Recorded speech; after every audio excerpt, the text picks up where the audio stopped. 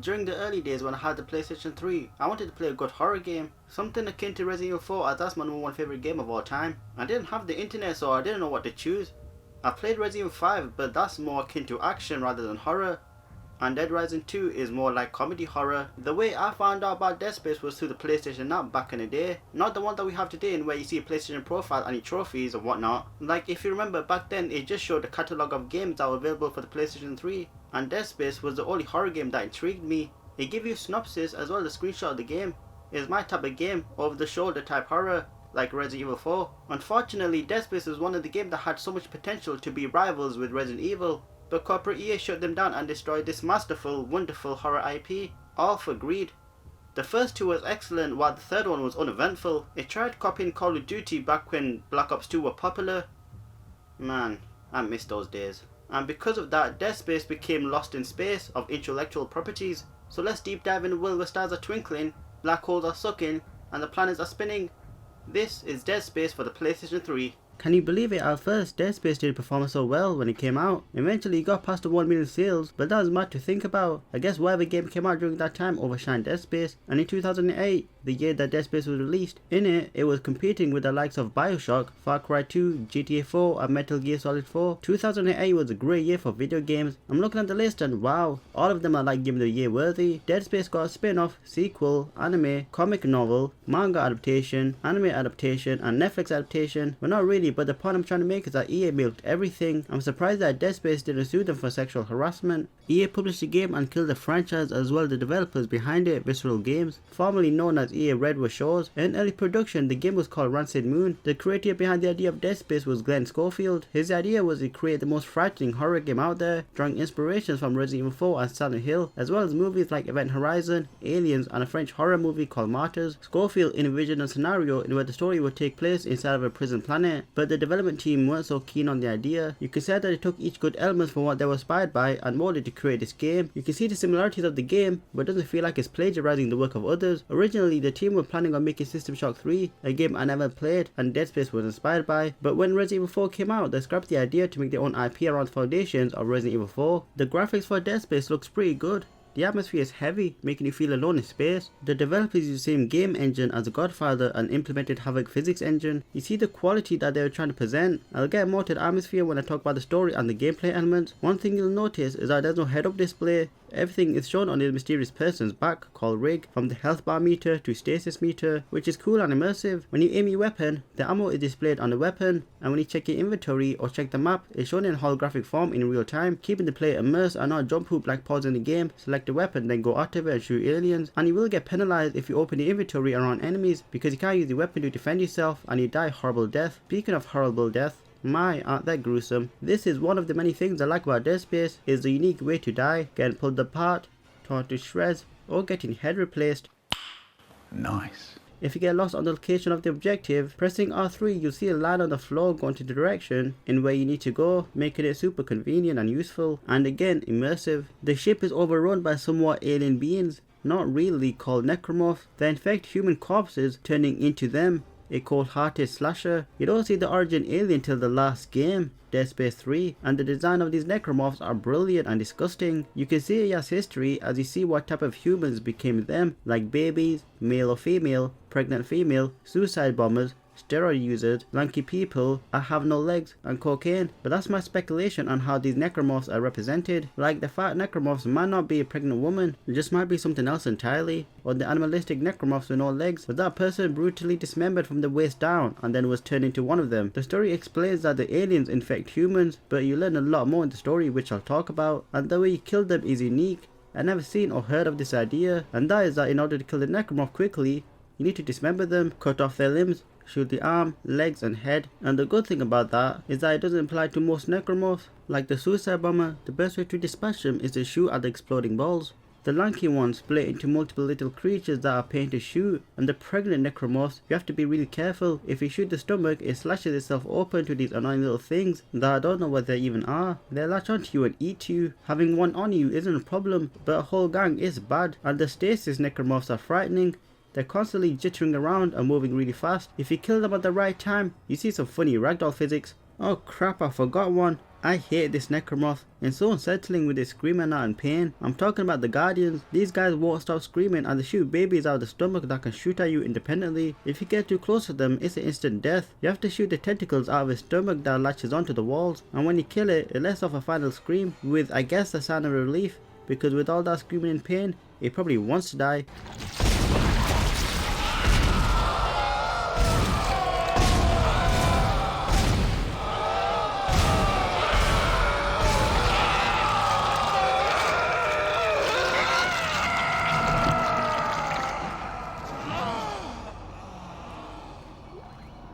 When you kill a necromorph, sometimes they're fake being dead. If you play the game over and over again, then you probably know the animation that they use because it's the same, and some of them hide under dead bodies. The developers did have trouble implementing one necromorph into the game, and that is a huge tentacle that come out at the end of the hallway and tries to drag you into the hole to learn about Japanese culture, if you know what I mean. But that sequence took months to create for the development team. It was initially planned to be instant death, but changed it to be an interactive one. The team took out 2 other pieces of the game that are unknown just to allow the tentacles to work. The sound design really helped build tension as the shapy rain is filled with corpses of the inhabitants. You walk through an empty corridor and all you hear are metallic noises everywhere, giving you a false sense of security. The music starts playing when you see a necromorph, so one can be stalking you with no music and you don't know it's behind you till it hits you, or you see it behind you with its arm over your shoulder. The necromorphs use vents to get around, making noises everywhere in the room. You can exploit that by going to the nearest vent. If it's a big room, then a necromorph can spawn from wherever vents they feel like. And if you escape from a room with the necromorph, they will chase after you until the room they can't spawn into, which happened to me a couple of times. The boss fight in Dead Space is awful. There's like 3 in total, the difficult one being the Leviathan, and the awful one being the Hive Mind, the final boss in the game. The other one, you just in a cannon and you shoot the tentacles, so it's not that challenging, you just have to be really good with your aim. The Leviathan, however, can sweep the room with his tentacle. The boss fight in of itself is really long. Once you shoot all 3 tentacles off and shoot the boss, it will just grow back. I mean, the only thing you can do is jump to the opposite side of the room, but that will waste most of your time, as when the tentacle done sweeping, it just goes back inside the Leviathan. While the Hive Mind, you can kill the monster without getting hit once. It tries to hit you with its tentacle, but you can just easily move side to side, dodging the attacks in a predictable fashion, and then shoot at the yellow ball plus thing. In impossible difficulty, I don't remember the boss being that troublesome. The only troublesome boss fight I had was the Leviathan, and the Leviathan part 2 when you fight the alien with the ADS cannon, because when the hull integrity goes to 0, that's it, you're done. It's not like you can repair it or use a health pack. So yeah, the gameplay in its purpose is repetitive, and you backtrack to locations you once visited, but the beauty around it compared to Alien Isolation is that the layout and tone changes, giving a new experience. In Dead Space, certain areas of the ship is destroyed and decompressed, meaning there's no air and you're in a vacuum. While in vacuum, your air will deplete over time, leading to certain death. If you're not resupplied by finding unlimited air supply that is limited, or finding small medium air cans to use whenever you can, you'll see how many air or oxygen you have by looking at your rig. The other area is zero gravity. I feel like that aged poorly compared to Dead Space 2, in where you fly within the area. In Dead Space, you just jump to wherever you want to go, and the camera doesn't help as I got confused with the surroundings, because if you jump to the roof, the camera changes to where the room is upside down. Same thing will happen when you jump left or right in the area, so it's completely outdated. Thankfully, it gets better in the sequel. Most of this section revolves around puzzles. I mean, it's a horror game for God's sakes, it needs puzzles, and the one puzzle I had trouble with was the asteroid one, in where you have to destroy gravity tethers. 2 are in the room, while the other 2 is out of the ship. I tried and died multiple times. I figured out what to do and still died, because I jumped to space, so I guess there's no coming back from that. And not only that, in one of the levels you can play 0G basketball. Just kill the baby necro around and it becomes available. The game, however, is boring. You just grab the ball and shoot it into the hole to get points. That's it. And the other section is that you can try a shooting range with whatever weapon you have. You have infinite ammo when playing the game, so wasting ammo is an issue. You shoot red targets to get points and avoid shooting the blue ones. Getting the required targets, you get prize for each level, increasing in difficulty and speed. I like Isaac's animation when interacting with this type of environment. In 0G, in when there's no gravity, he has a new set of animation entirely for this section. Isaac's upper part of his body looks like it's gonna float away, like it has no weight. You can see it when his arm is closer to his chest rather to his waist, while the bottom part, he's stomping the ground just to walk using gravity boots. The running animation is hilarious. It's like a cartoon having to put extra effort just to move in this environment. And in the vacuum, everything is silent. You can hear nothing apart from gunshots on the necromorphs, but the sound is so distant. I can only imagine it took months just to make this section work in the game. The atmosphere in this game is timeless. At the beginning of the game is mostly jump scares with loud noises. It's very very disorienting as things jump at you quickly. The intro to this game is one of the best because when a crew dies at the hands or blade of the necromorph, you have to run away and not look back because you don't have time to, and all you hear is vents smashing open and necromorph screaming. Then when you take shelter in the elevator, suddenly it opens by the necromorph screaming trying to kill you, then dies by the elevator's door closing. That is how you start the game and set the tone. The ship is not entirely empty of people, you do see them. Normal ones get killed by a baby or an important plot is happening. Then there are these crazy suicidal bloody half-toned people that just stand there laughing at nothing, operating on live person, then slicing their own throat, shooting their own face off, caressing a dead body, or banging their head on a wall, smashing their faces to pieces. You think, what the hell is happening? Does it relate to the necromorphs? However, in the story, it's so much more. The game has 3 difficulty with one hidden one: easy, normal and hard. Completing the game on any difficulty will unlock impossible difficulty. Not as challenging as Dead Space 2 and 3, where like the harder difficulty is that you can only save 3 times, but that is a quirk, as the difficulty below it has the same perk, just with unlimited save, so naturally I had to push myself and play it on impossible, which is a lot more scary than any difficulty because you don't have time to waste your ammo and resources, as well as die. When you start the game and don't press anything, you see a cool intro to what the game is about, and my lord, it's terrifying, especially Twinkle Twinkle Little Star, because I know what it says backwards. Stupid Scientologist. Now it's time to talk about the silent grunting protagonist, Isaac Clarke. His name derived from 2 science fiction authors, Isaac Asimov and Arthur C. Clarke. In the first game, Isaac doesn't have a personality. I think that was intended to make the player immersed because it's just you versus necromorph. Isaac has a variety of weapons as well as tools to help him across the ship. What are those tools? Stasis. You can shoot it out of your hands via the suit. You find it on the floor and pick it up, and the purpose is that it slows down objects like death doors to get through or solving puzzles. You can even slow down enemies to help you with either shooting them or stalling them to run away. The other is kinesis, which can pull and push objects. It doesn't matter what's the size. It can be a long box or a severed corpse. It's up to you. Isaac isn't a military person, but you can use different kind of weapons, starting with the iconic plasma cutter, the best weapon in all of Dead Space. It's perfect for dismembering necromorph. Each weapon has secondary fire. The plasma cutter can turn the front of the gun vertical or horizontal. The pulse rifle is good for staggering enemies and has a cool secondary fire. However, you need to be stationary when using it. Another favorite gun of mine is a line gun. It has a huge width, shooting multiple necromorphs with one shot. The secondary fire can shoot trip mines, contact beam. You can charge your weapon for an extreme kill. The secondary fire is Isaac shooting on the ground, pushing enemies away from you, giving you space. This gun is good for keeping distance and giving you time to breathe and think. Flamethrower is what you expect. It shoots fire. The secondary fire shoots fireballs. Force gun can push them away with extreme force, even dismembering them. The secondary fire has a heavy kick. If you're closer to the enemy, you'll get pushed back by the force and take damage. And lastly, Ripper. It's a sword that hover slices anything. You can use one saw blade to take out a bunch of them, rather than shooting one at a time, and the secondary fire just shoots blades out. The design for some weapons are cool. This game takes place way into the future, so all this weapons technology is of course going to be advanced. If the necromorph gets too close to you, you can use melee attacks, swinging your arm or stomping out a dead corpse, or smashing a crate. The animation for these attacks are very outdated compared to Dead Space 2 and 3, where it feels so damn satisfying. Here you just swing and the necromorph blocks your attacks, while in the sequel they take it head on. Plus when you stomp, Isaac stomp one at a time, while in the sequel you can do it over and over again, dismembering them and hearing bone snap and flesh torn. Oh god, it's so good. Isaac can upgrade his suit from looking plain to look even more plain with brown plated armor. His suit in Dead Space 2 and 3 are better designed with sleeker or heavy suited armor, but upgrading his suit will give you more armor and durability, as well as inventory slots. When you finish the game, you have a military suit that kinda looks cool at first, but it's meh in hindsight. It all looks plain to me. You have a store to spend all the credits like buying guns, ammo, health, everything you need it has. You find schematics that are found when you explore that unlocks more stuff for you to buy, and also you can find semiconductors that are worth a lot more credits, the expensive being diamond. And with all that weapon, you need to upgrade them by using a bench. You need to find a power node that are hard to find, but there's enough to get around. It adds replayability because eventually you want to upgrade everything that you have. You can upgrade all your guns, your stasis, kinesis, health and air meter. You do have to waste power nodes on empty slots just to get the upgrades. A shame, so you have to use it strategically. If not, then you can use a power node to unlock a locked door to get resources like ammo. The story of Dead Space is crazy. At first you're intrigued by the chaos, like what's happening. The first 2 games of Dead Space story is excellent, while the third one is a bit anticlimactic. Like it's on a scale of huge proportion. I'm not going to explain what it is, but if you know, then how is Isaac, a small human being, is supposed to take on something that large? And not only that, to get the true ending you need to buy the DLC.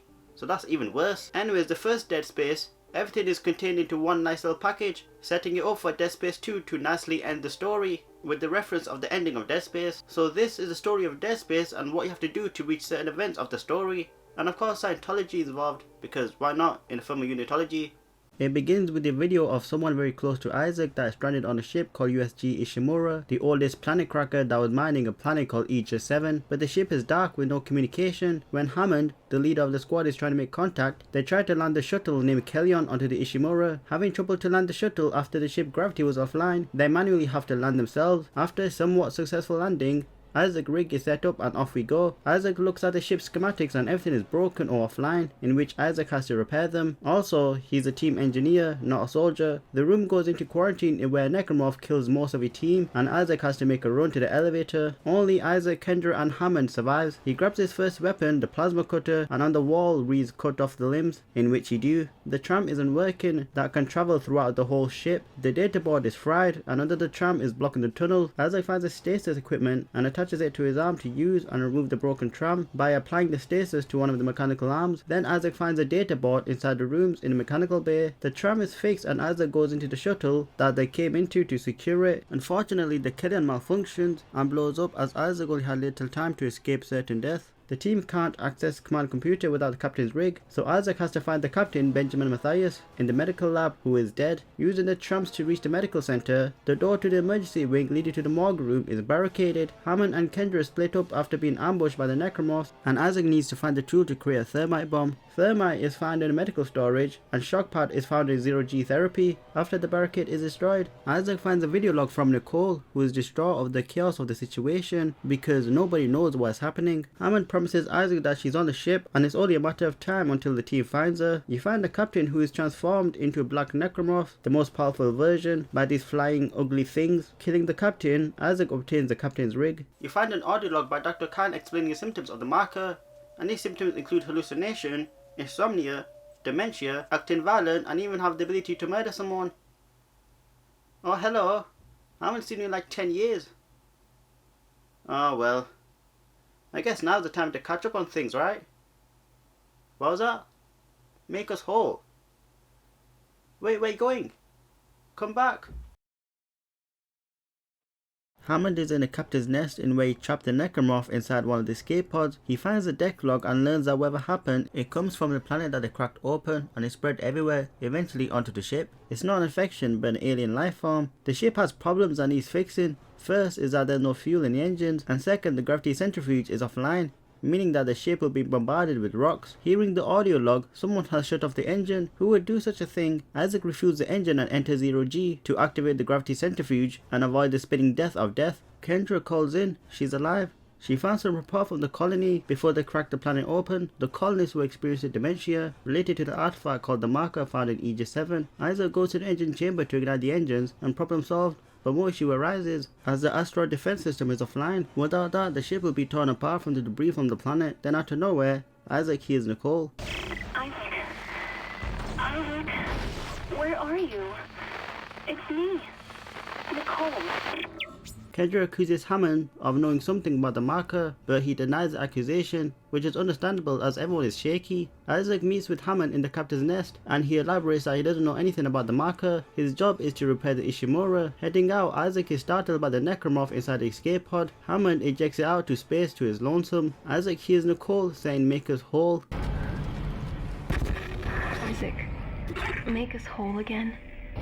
He finds a video log to see the captain being murdered by Dr. Kind, as he pleads that the marker must be delivered to the church, and then after that Dr. Kind is arrested for the accident. Isaac reroutes the power to the ADS system, while Hammond is making progress with the tracking grid. Kendra explains to Isaac about the necromorph. She found a report saying that the necromorph's purpose is to take dead tissue, absorb it, and mold it to create a new life form. One purpose is to infect corpses, while the other purpose is to make corpses to infect. You see on the walls, it's called a habitat changer. Isaac finds another power system, transferring the power to the ADS system twice, but the auto tag thing is down. Isaac has to walk across the vacuum space to reach one of the cannons and use it to destroy the asteroids till Hammond restores the auto-target system. Great success, but it's not over as oxygen levels are dropping. Something is poisoning the air, so Isaac heads to medical to create poison. The contaminated air is spreading fast. Isaac needs to go to the chemistry lab to obtain the poison. While going to the lab, a mysterious person is preaching to Isaac about God's plan. Obtaining the capsule, Isaac is confronted by unitologist Dr. Mercer. He basically tells Isaac to stop and die. Then his greatest creation comes to life, a necromorph that can regenerate its limbs, making it immortal.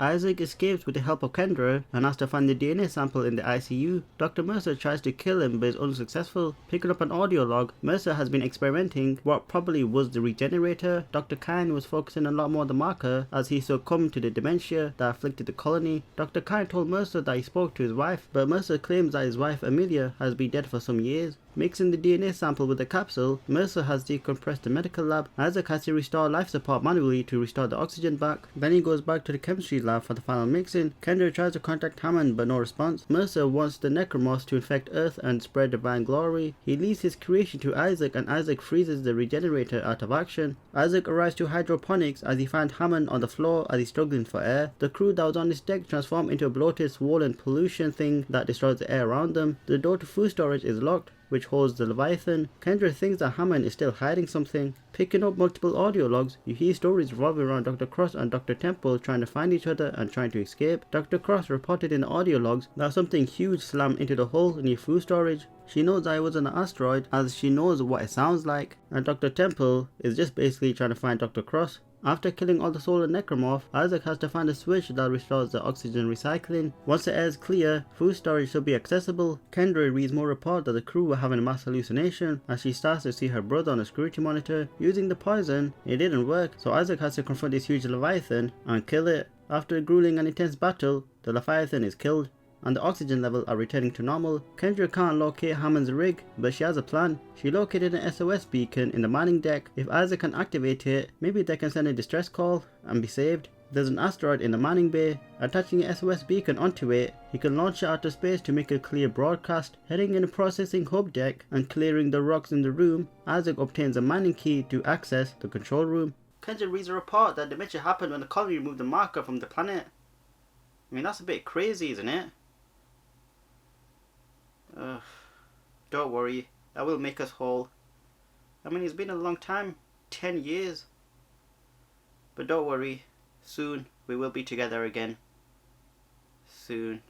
Isaac tries to find the beacon when all of a sudden, Nicole appears in front of Isaac. She helps him by unlocking the door to storage room that holds the beacon, all the while Isaac protects her from the necromorphs. Then they both part ways as she can't get across to Isaac. He obtains the beacon and heads to the mining bay in where the asteroid is located. There's 4 gravity tethers holding the asteroid in place, 2 in 0G room and the other 2 outside in space. Then the beacon is attached to the asteroid and sent off into space. The comm receiver isn't responding, meaning they can't receive signal to whoever responds to the SOS. Kendra calls Isaac with some good news. The USM Valor has picked up the signal, but unfortunately they can't communicate with it. Isaac heads to the comms control station. Picking up the audio log, we learn that the captain denied the request call because the mining operation was done illegally for months and the captain shut the comms down. Isaac fixes the comm array by lining up the antenna symmetrically. Then he uses the control panel to send the location of the Ishimura so that USM Valor can find them. Isaac sees the response that goes on a loop. They picked up the escape pod and are en route to the location. The problem is that Hammond trapped a necromorph inside that escape pod. Kendra freaks out as she tries to contact them, but the signal is weak. She tries to open the blast doors to boost the signal, but something big is on the hull. Isaac uses a candle to kill it and it detaches of the blast doors. However, it's too late. One single necromorph killed a shit ton of trained soldiers and the Valor ship crashes into Ishimura. A video of Nicole is playing that's the same one as the beginning of the story that is interrupted by Hammond. He's been trying to call him but someone was blocking his rig signal remotely and the crash of the ship interrupted it. Hammond calls off the mission to fix the ship. It's all about survival at this point. He doesn't care about anything. He located a space shuttle that needs a singularity core that can be found on the Valor ship. Hammond learned that the presence isn't a coincidence They are prepped for war. In order to get inside the Valor ship, Isaac must get rid of radioactive balls and launch them into space. Inside the ship, the soldiers have turned. Their suits have built-in stasis, so during the infection, it made them really fast. Dr. Kind contacts Isaac about sending the marker back to the planet and talks about the church being wrong. In the engine room at the back of the ship, Isaac obtains a singularity core. Hammond is unfortunately killed in action by the brute necromorph. Isaac then must leave the ship before it blows up, and Kendra found the location of the shuttle, but someone stole 3 navigation cards and scattered them across the ship. You see Dr. Mercer with Dr. Temple as he's talking nonsense. Dr. Cross was probably killed by him for the convergence. He kills Dr. Temple as a sacrifice to turn it into a necromorph.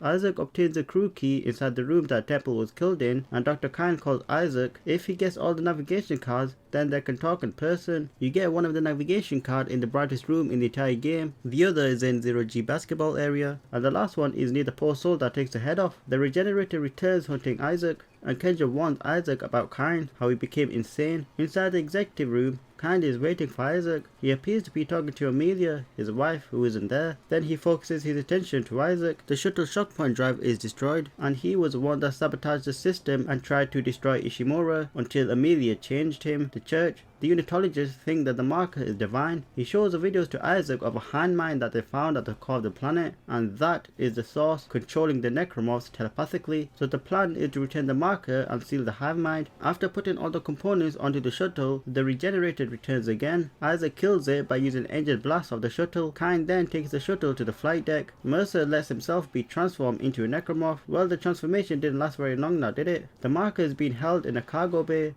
Dragging the marker to the loading lift will take it to the hangar, where Isaac has to drag the marker underneath the shuttle for it to be on board. Isaac races toward Kind when all of a sudden Kendra shoots him and steals the shuttle alongside the marker. Kind says goodbye to his wife, and Kendra thanks Isaac for his help. Even without the help from USGM Valor, Kendra allegiance is with the Earth government, and all of this was a government mess. The planet was an experiment, and the marker is man-made. It was reverse engineered a couple of 100 years ago from the real one that they found on Earth. The government studied it and made their own version of it. Then they brought it onto Aegis 7 and activated it, causing all of this nightmare. The government sealed the system, but the CEC started tearing the planet apart. But the experiment was still ongoing, and then she leaves. But hope isn't lost. Before that, I want to talk about the origins of Ishimura and how it became to be.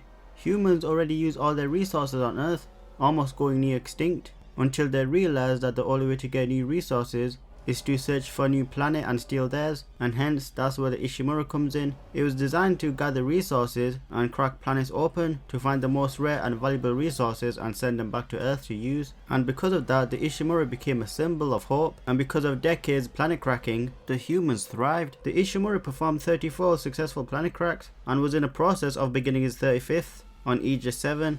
However, you know the story of what happened. Side note, she was the one that was jamming the signal of Hammond's rig so that he couldn't communicate.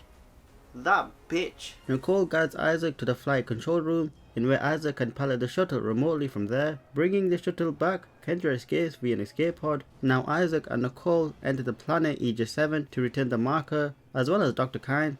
I couldn't just leave him there when he was so close. Inside the planet, the colony is messed up. Then all of a sudden, Kind was missing, probably banging his imaginary wife Amelia. Isaac has to drag the marker all the way to the end to the pedestal chamber. After doing so, Nicole thanks Isaac for making a hole. Kendra comes back and takes the marker back to the shuttle, not before dropping a bombshell. Nicole has been dead all along. She prompts Isaac to watch the video of Nicole to the end, and you see that she killed herself, not before saying to Isaac that she loves him. It's quite sad. So Isaac was having symptoms that Kind was having. The hive mind awakens and kills Kendra. Good riddance.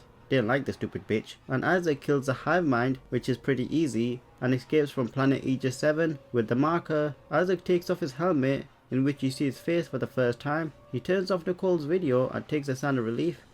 It's all over.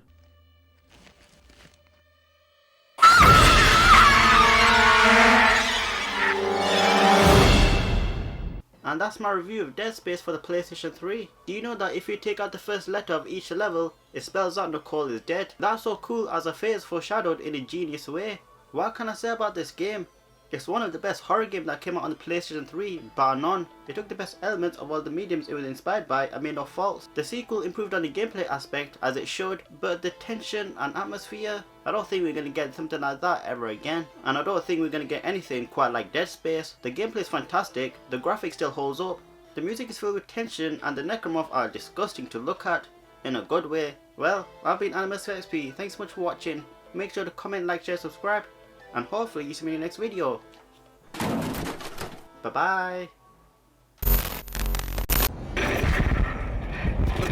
Isaac, it's me. I wish I could talk to you. I'm sorry. I'm sorry about everything. I wish I could just talk to someone. It's all falling apart here. I can't believe what's happening.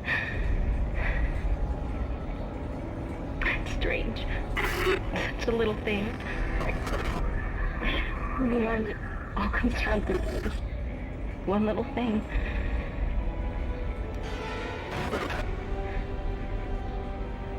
I didn't want it to end like this. I really wanted to see you again. Just once. I loved you. I always loved you.